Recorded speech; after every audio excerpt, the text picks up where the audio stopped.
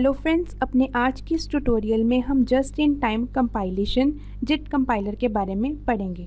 तो आइए देखते हैं। In computing just in time compilation also known as dynamic translation is a technique for improving the run time performance of a computer programme.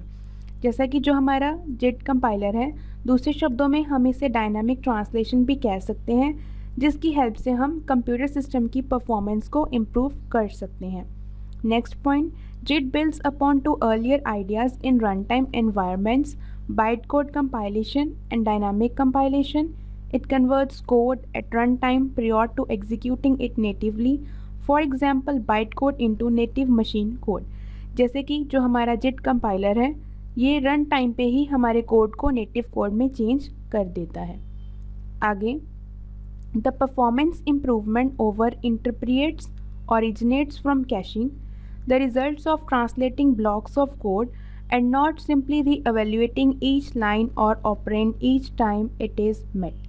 अब जैसा कि सबसे पहले हमारा जो सोर्स कोड होता है वो MSIL कोड में जनरेट होता है।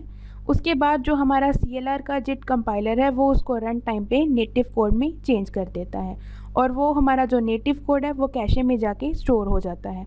अब यहाँ ध्यान देने वाली बात ये है कि जैसे हमें उसी कोड की ज़रूरत दोबारा पड़ जाती है, तो JIT का प्रोसेस बार बार करने की बजाय हम क्या करते हैं, कैशे में से उसको उठा लेते हैं और वो एज इट इज़ ऐसे ही यूज़ हो जाता है। बार बार हमें वो प्रोसेस करने की ज़रूरत नहीं पड़ती है। Next point, the .NET languages which is conforms to the common language specification uses its corresponding runtime to run the application on different operating systems.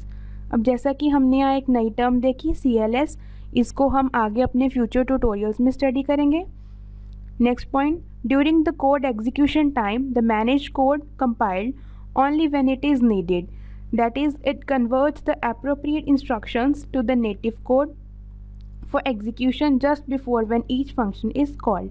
जैसा कि मैंने पहले भी बताया था कि जब हमें ज़रूरत होती है रन टाइम पे तो हमारा जो JIT कंपाइलर है ये हमारे कोड को नेटिव कोड में चेंज कर देता है। यहाँ पे एक नई टर्म मैनेज कोड हमारा वो कोड होता है जो CLR के अंडर रन होता है।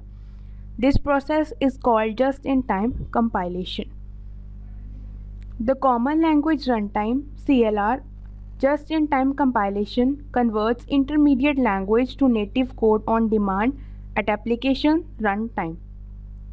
जैसा कि जो हमारा CLR है उसका जो कंपोनेंट है JIT, जैसा कि मैंने पहले भी बताया था कि जब हमें ज़रूरत होती है वो रन टाइम पे ही हमारे कोड को नेटिव कोड में चेंज कर देता है। तो इस तरह से आज के हमने इस ट्यूटोरियल में JIT कंपाइलर के बारे में पढ़ा। आज के लिए इतना ही। Thank you.